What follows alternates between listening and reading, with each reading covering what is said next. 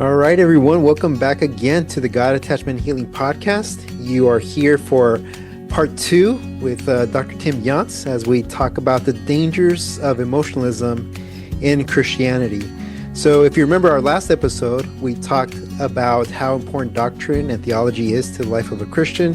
And today we're kind of taking the other side to that, which is the emotional aspect of our faith, but specifically talking about the dangers of emotionalism in Christianity. So we'll talk a little bit about, is it good for our faith to have these emotions? How do we process our emotions? Is logic often emphasized more than in our Christian walk? And we'll look at the actual dangers of what this can do to our walk with Christ. And as always, again, just reminding you to share this episode with people who are either new to the faith or who have been in the faith for a long time. This is an important topic. Both of these are really important topics. And I'm happy to have Tim here to discuss this with me. So, Tim, welcome back, man. Good to be back. Thanks for having me. Yeah, man. All right. Well, Tim, as we talk about this topic on emotionalism and how it affects Christianity or affects our walk with Christ, initially, when you were thinking about this topic, I mean, we talked about theology and doctrine. Today, we're talking about emotionalism. What are some things that come up for you regarding this topic? Because we've talked about it on our other podcast, Psych and Theo, but we had some concerns about how much it's emphasized in today's culture, in church culture, and actually how damaging it can be. So what are some things that just kind of come up for you as we think about this topic? Well, I think, in a large part of the culture, emotionalism is a big problem because, or emotional reasoning, let's say, what we mean by emotionalism is like emotional reasoning. That is working through problems, working through theology and our understanding of our faith using our emotions only, or an over emphasis or reliance on emotions to be the barometers of truth. See that a lot. I mean, there's the modern scene of what we call quote unquote worship experience, which I personally don't like that term. It's thrown out all the time. It's a church service. We call it church. Church means Right. is comes from the Greek word ekklesia.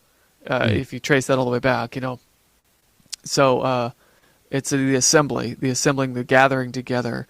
But we've taken church service and reframed it as worship experience, and that connotes a form of like some sort of emotional experience in church. And so I think a lot of people now go to church expecting some sort of emotional experience rather than a combination of my emotions, which I might experience in the worship service, but also a focused time of learning and exercising of my mind to learn more about God and to grow deeper in my understanding of God, not just in an emotional experience or encounter that I might have while I'm at church.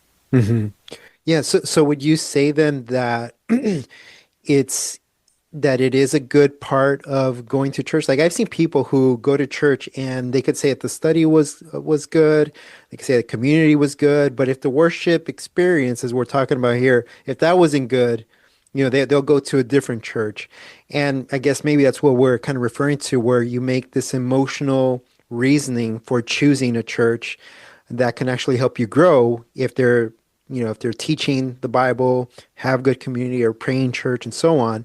But yeah, I mean, I see people quite often actually choose a church because of the worship experience. Well, to sympathize a little bit, I think we've come out of a time where, or at least I know some of us came out of cultures where there was such a lack of emotional outlet, in the worship experience. It was very dry. It was very, I hate using the word old school, but essentially, like it seemed like the focus was on using hymns only and music from a previous era that did not in any way connect with what we as contemporary people feel.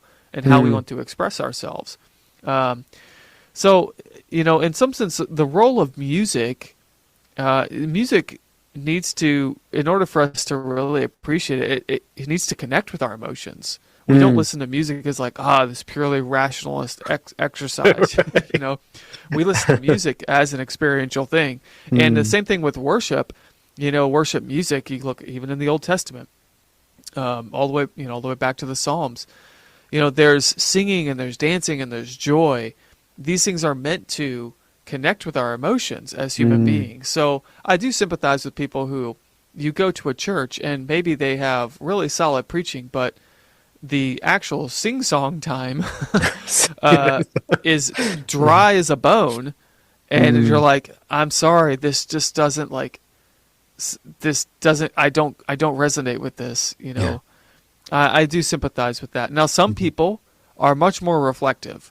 They're much more cerebral, and so for them, singing hymns and thinking about the words of the music rather than the emotion of the music is what they prefer. Yeah. And I don't mean to reduce all worship music to just our personal preferences and feelings, because I think it can go overboard.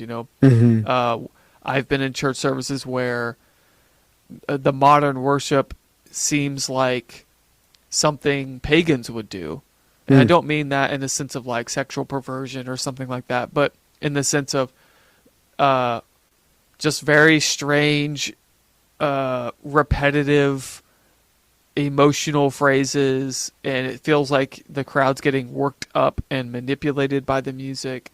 Manipulated is a strong word, but highly influenced, let's say, by the worship set and by the music. And you're going from highs and lows, and it's bringing people down to this low, somber, and then ascending up to this grand crescendo climax where everyone's just excited at the end and enthralled in worship. And it's like, okay, I get how like maybe that could happen every now and then in church, and it's like, wow, that was really special. I just don't think that's going to happen every single week. So when a worship set feels like they need to, the worship band feels like they need to do that every single time, that to me seems a little bit like trying to manipulate the emotions of the crowd. That's interesting too, because a couple maybe it was sometime last year, there was one of our coworkers, her husband used to be a music director, and he talked about how, our goal is really, we want to have the people experience an emotion. So we do have these ebb and flows within the music, but that's what music is. It's supposed to elicit an emotion from you. So you want it to elicit a positive emotion depending on what the song is. So if it's one talk about God's power and his strength and his wisdom, like you want it to be strong, right? But now today we have these other songs that are a little bit more soft and gentle and they almost talk about God like as a boyfriend almost. I don't know if you've heard these songs that, like he loves me dearly, like just weird songs. And again, for me personally, I don't like it when they make it like that, like, a pursuer, like a romantic pursuer. That seems to be some of the songs, but it could be a taste thing too. And that's the thing that we have in our churches as well, is we have generational differences as well. So yeah, just something to note there. Yeah, I think we've been observing that for a number of years.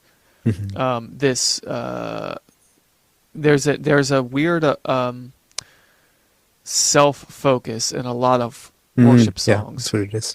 Not all. I think there's some bands that have and some worship leaders that have noticed that problem and have intentionally moved back to writing more hymn-like music, although put to modern songs or modern music, hymn-like songs, or very theologically rich songs. I think a lot of people have picked up on like, hey, some of these songs we're singing are really shallow. Like they're just. That's what I'm talking about with like a song that just says the same line 20 times and it has no depth to it whatsoever. Those are the kind of things that are very they mimic pagan worship, although a lot of people don't realize that. So how so? So pagan worship, and what I mean by pagan, I mean like New Age and neo-paganism.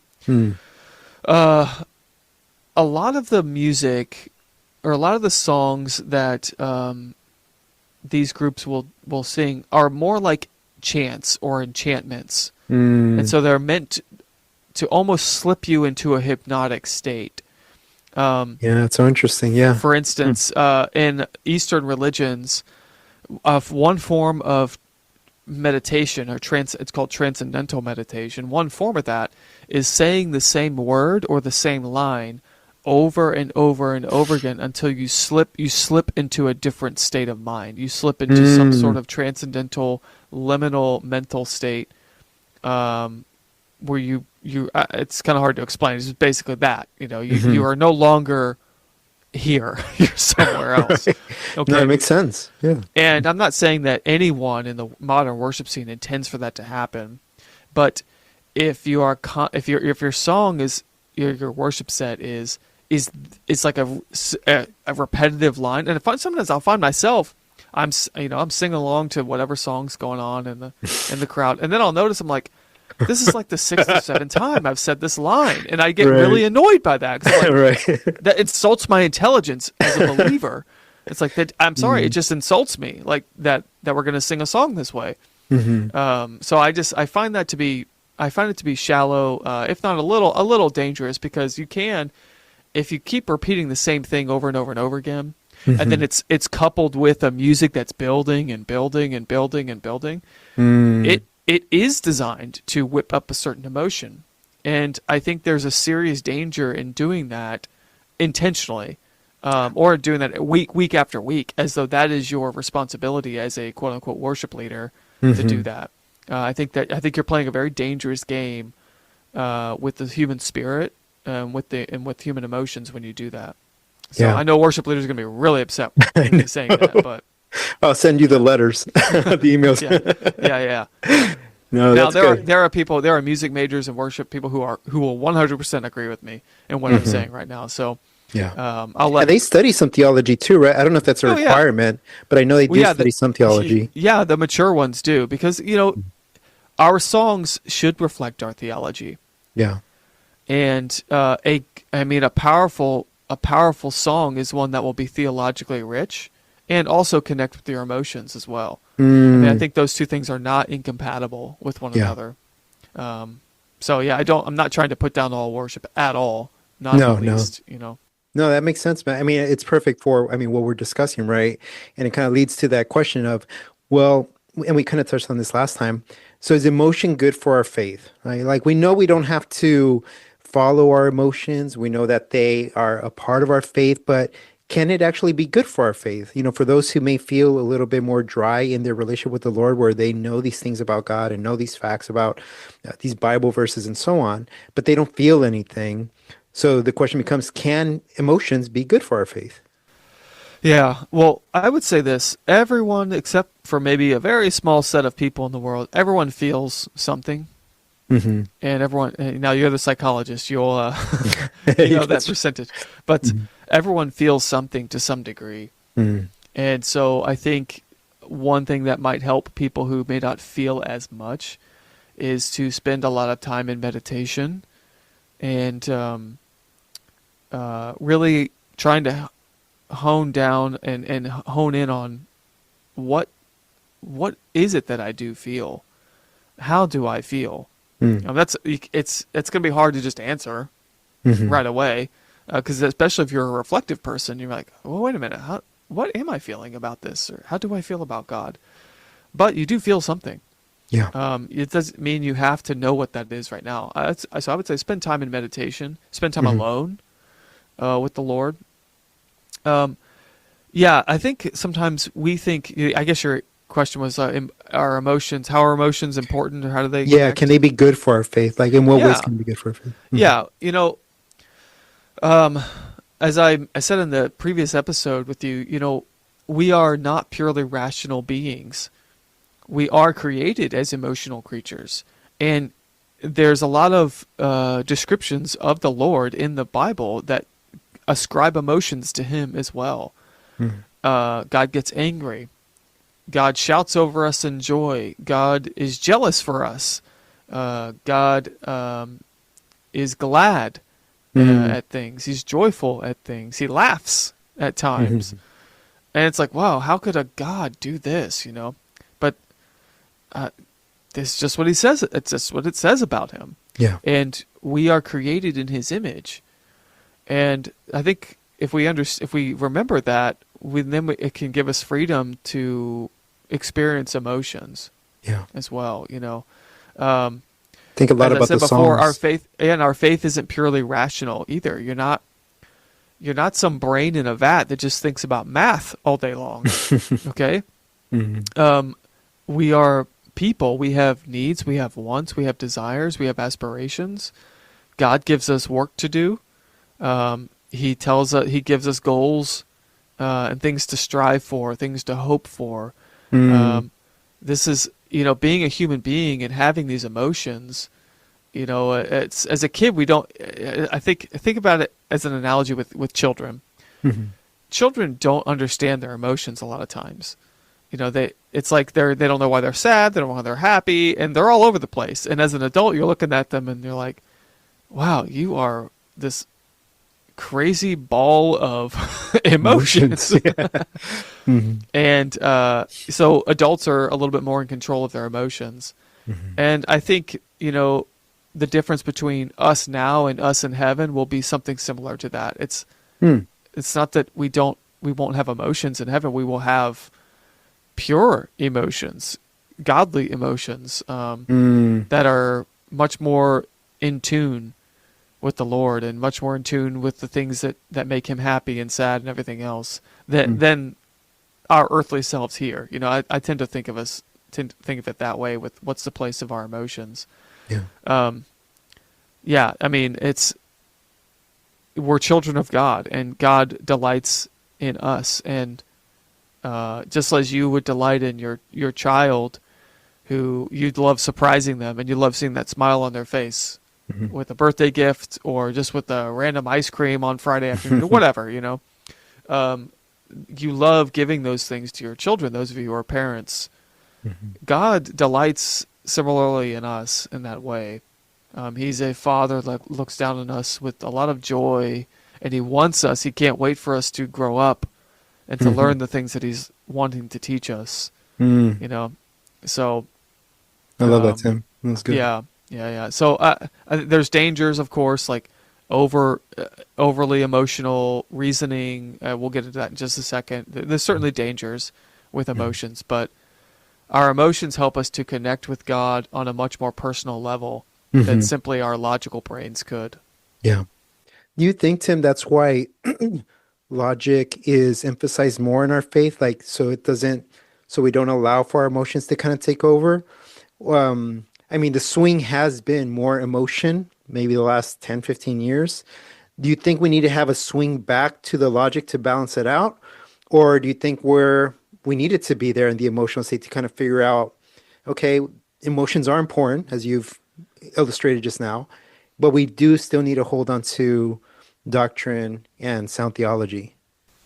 Well, I think that you won't really understand. I don't know if you could really understand the biblical place for emotions unless you have right doctrine and teaching.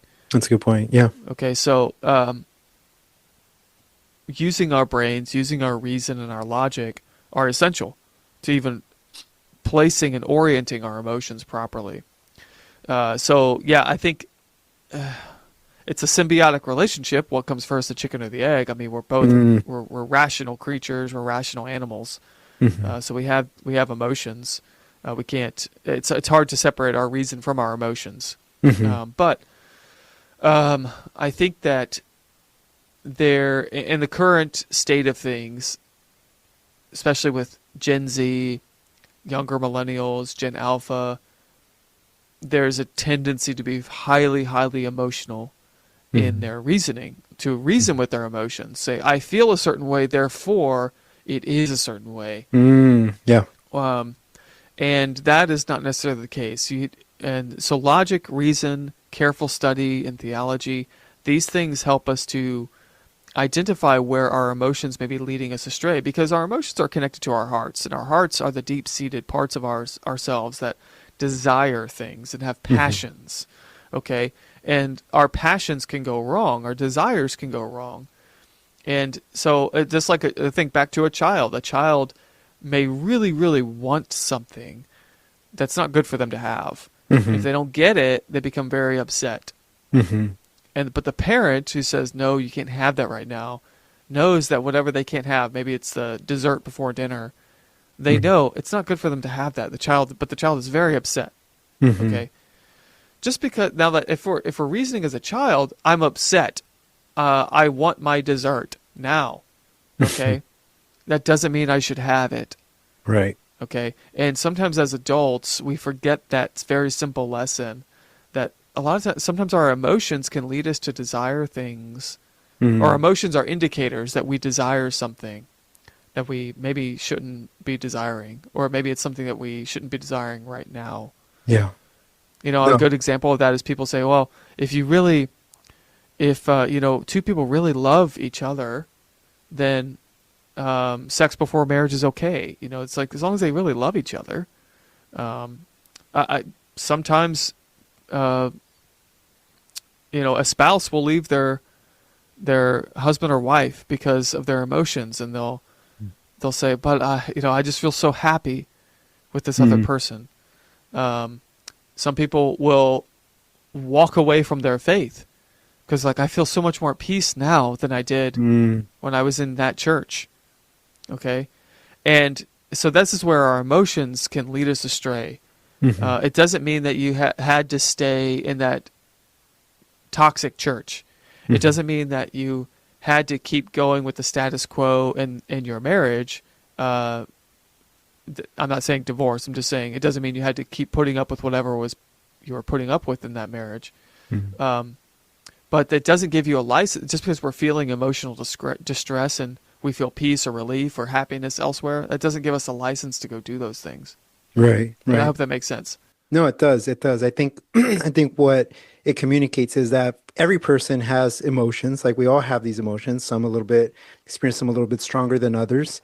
And the key thing is that, you having an emotion, that's not what's wrong or bad about it. It's to depend on that to dictate your behaviors, right? Yeah. It's what you do after those emotions. Like, I understand, man, this cough. I understand, like, when I'm about to, feed the boys, that if they want a snack first, if I say no, like, I understand that they're going to get upset. Like, okay, I know that's something they're going to want, but they know that, hey, after you have dinner, you can have that, right? So it's the idea that I know that they're going to feel angry. That's something we all would feel. If you were applying for a job and you didn't get it, it's okay to feel disappointed.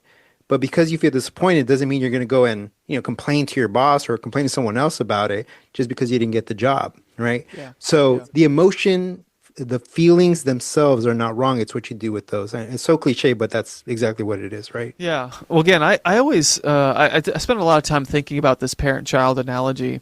If a parent allows a child to do what they want based on their emotions, we would say that's a bad parent. So why would we think that God would want us to rule ourselves by our emotions? That he would want us to be led purely by our emotions instead of by our minds, attuned to his will.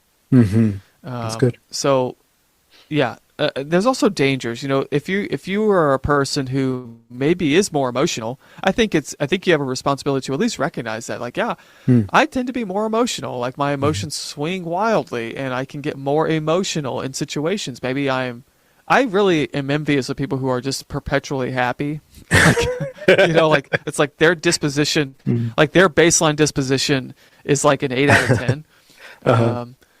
I'm like, man, what would that be like? But I think with those people, it's incumbent upon them to realize, oh, okay, like, I do tend to be more emotional. I need to be careful and to either discipline myself to be more reasonable and logical and try to think through things logically, or look to people who are maybe more gifted in that way, and vice versa. People who are more cerebral, they can be very smug and arrogant sometimes, and just be very like bumps on a log, sticks in the mud when it comes to their emotional expressions and their faith. And And I think they have a responsibility to allow their emotions, allow the Lord to influence their emotions as a human being. That doesn't mean that they have to go twirl streamers in church. Right. Become the flag girl. The at ultimate front, expression of emotion. But yeah. I think that's where the tension comes out sometimes, is that some people who are more reflective, they want a more reflective style worship, and others who are more expressive, they want a highly expressive form of worship. And I think sometimes if we err onto one side or the other right now, contemporary churches are erring too far over to the expressive side, and not enough to the reflective side of worship. And I see that a lot. And of course, I'm around students a lot, so they're younger anyways, and they're going to be more expressive in their worship. So my sample size is a little skewed, but right. It's always funny seeing I think in the generational dangers.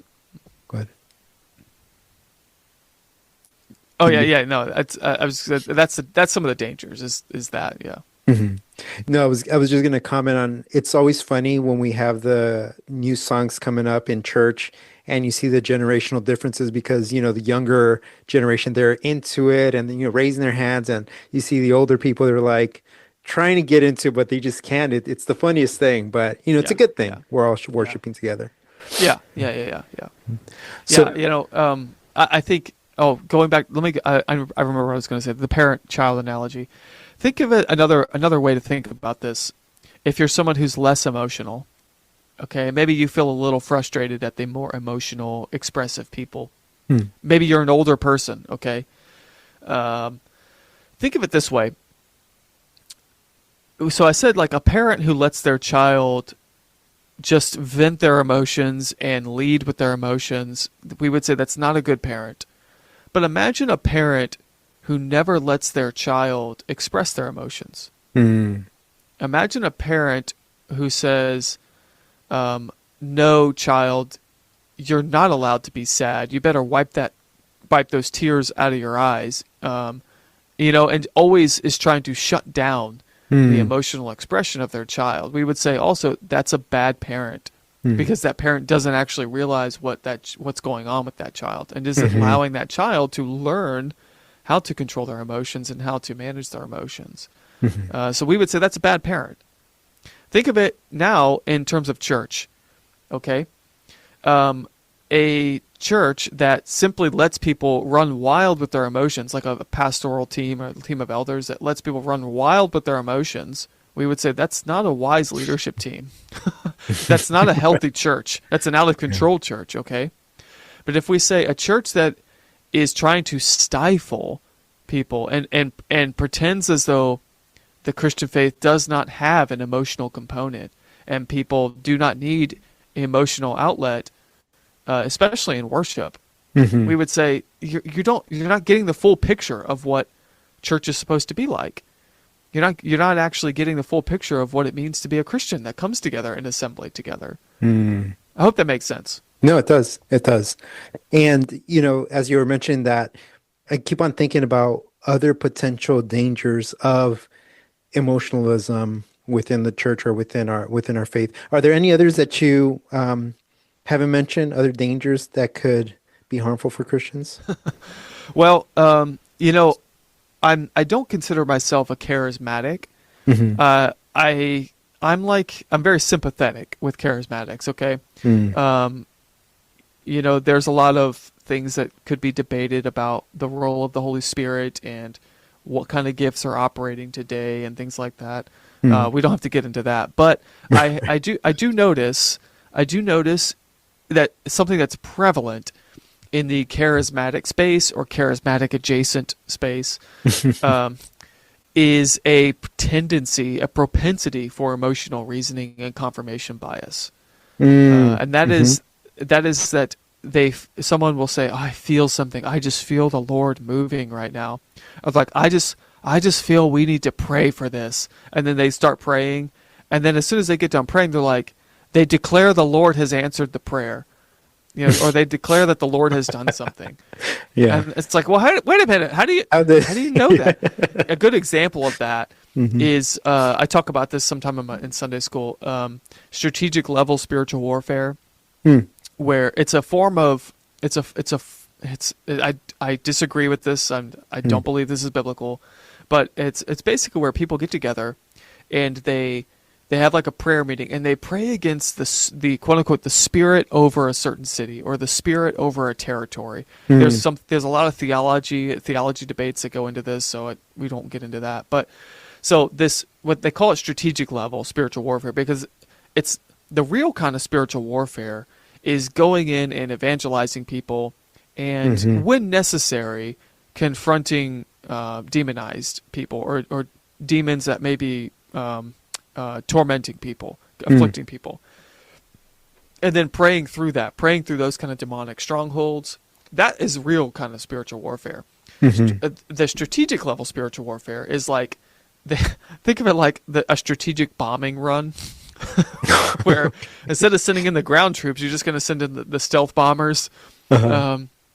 And so some people will engage in this kind of spiritual warfare. Now, I'm not saying don't pray for cities, okay? I'm not saying don't pray before you go and evangelize. Not at all.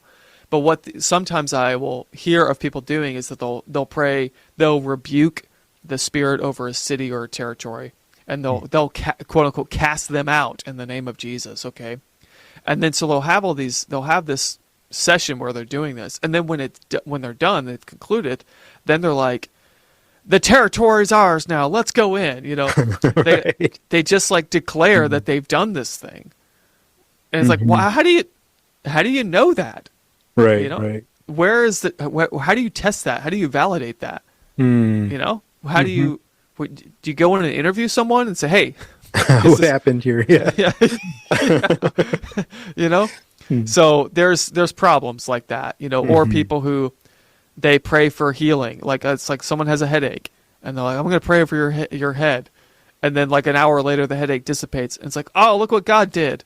It's like, well, wait a minute. Like it could just be a normal headache, guys. I'm not trying to rob God of glory. I'm just saying like sometimes it's just a normal headache. Yeah. So sometimes there can be dangers of emotional reasoning and confirmation bias in that space. And I don't mean to single them out because I'm not at all trying to belittle charismatics at all. I think non-charismatics have a lot to learn from the charismatics, but yeah, that would be a form of that, I think. Yeah. No, as you mentioned, that I was remembering, I just saw this video maybe 2 weeks ago, and this happened a long time ago, where there was a pastor, he had a kid come up, he was maybe 16, 17, and he was talking about suicide, saying, hey, I've been having these thoughts, and it's been really hard, and the pastor is grabbing him by the shoulders, and he's looking him straight in the eye. He's one of these mega church pastors, kind of health, wealth, prosperity type pastor. Yeah. I forget his name, but he grabs the kid by the face and he looks at him. He's like, with Jesus in there, you're having these thoughts? And he laughs, and the kid's a little uncomfortable. And then he stares at him and he just pulls him to the side. And he starts kind of casting out a demon in his mind. And I'm just thinking to myself, this kid is going to remember that for the rest of his life, where he's having these suicidal thoughts. And this is what the pastor said to him. And I'm just thinking to myself, and these are the parts of emotionalism that get caught up, because the people celebrate that after he had said that. And we don't know what happened to that kid. I mean, I don't know anything, but it's one of those things, I guess. But yeah, just on an example like that, the credible deliverance ministries, and we talked about deliverance ministry in the Psych and Theo podcast. Credible forms of deliverance ministry don't jump to a conclusion like that right away. They have methods to, let's say, fish out or smoke out a demon that's there, maybe, but sometimes that's not demonic. It's the person themselves. It's a mental health issue. It's something that they differentiate between those. Yeah. So if some people, now that guy, the pastor, could have been doing it just for his own clout, but some people think, oh, I feel something here, and like there must be something here, and it's like, well, there might be something there. I don't know, but we don't. That's what I'm saying. Like you can't jump to conclusions with our emotions. It's like let's stop picking on the charismatics for a minute. Right. Let's go back into our non-charismatic space. And people will be like, they'll have some emotional experience in the worship time after the service. Like, wow, I just felt God moving right now. Mm. And it's like, well, I'm not saying God didn't move here, but you say that every week, Cletus. It's true. It's true. It's Yeah. like, could it be that you're getting worked up emotionally through the worship, through the song sets, and that is why you feel a certain way. Yeah. And so sometimes the danger is people chase an emotional high. They chase an emotional experience thinking that's where the Holy Spirit lives. That's a good point. So there's a lot. So there's a lot that can lead Christians down a very difficult path, or at least a confusing path in their own walk with life, because the assumption is that if I feel good, then God must be doing something good in my life right now. If I feel bad, then I must be doing something wrong. Would that be a kind of an accurate description of that, of a danger? Yeah, that's good. That's a good one to bring up. Yeah. Yeah, I mean, our emotions are like waves. They just come, they ebb and flow, and it's like, I'm sure most of us adults have had the feeling where you feel down in the dumps, like you're flattened on a piece of pavement, and then somebody gives you that first sip of caffeine, and you're like, wow, I feel amazing, like, our emotions are just, they could just range all over the place. Yeah.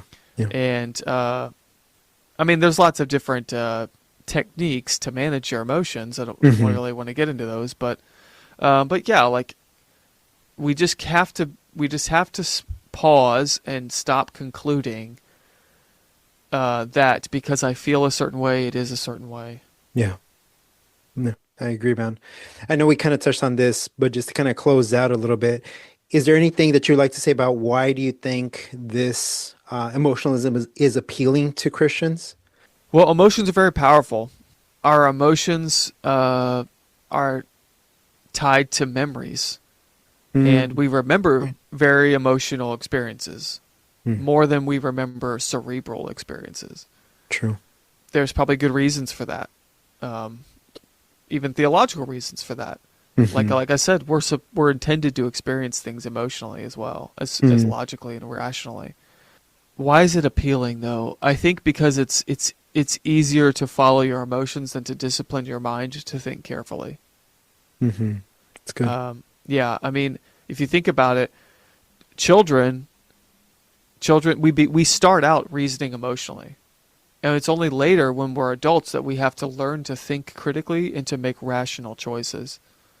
We have to learn to manage our emotions and to navigate the world as wise people who can exercise prudence and judgment and discretion and discernment. And these are things that require the mind to slow down, to think carefully, to turn inward and reflect, and to examine the heart and the emotions. That's what's so incredible about the human being, is that it's not just that we can be aware of our emotions, but that we can in our mind, like we can separate ourselves from ourselves. Like we can separate our mind from our brain. Like we can actually step back and examine the thoughts that we have. Isn't that weird to think about? Metacognition. Yep. Yeah. It's like I remember even a theologian I was reading that was talking about this, about how unique this is. It's how incredible this is. We don't know of any other thing in the world like this, like ourselves, that can do this. Yeah. Where we can step back, examine our emotions, examine the very thoughts that pass through our minds, and decide if we're going to accept them or not, if we're going to agree with them or not. So that's what a mature adult person does, and that's a little harder than just reasoning with your emotions. So I think the appeal is that it's just easy. Yeah. At its core, it's easy, and it's powerful. It's powerful. We like feeling those things. We want to feel things, and that's perfectly good. It's a good thing, but we can't allow those things to control us. Yeah. Yeah. What's better than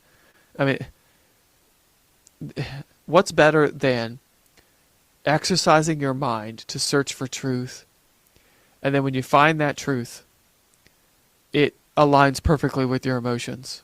Hmm.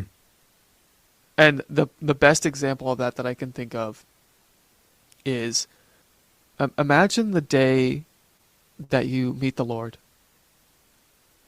Paul talks about this in 1 Corinthians 13. He says, now we see in part, but then, that is when at the second coming, then we will see face to face.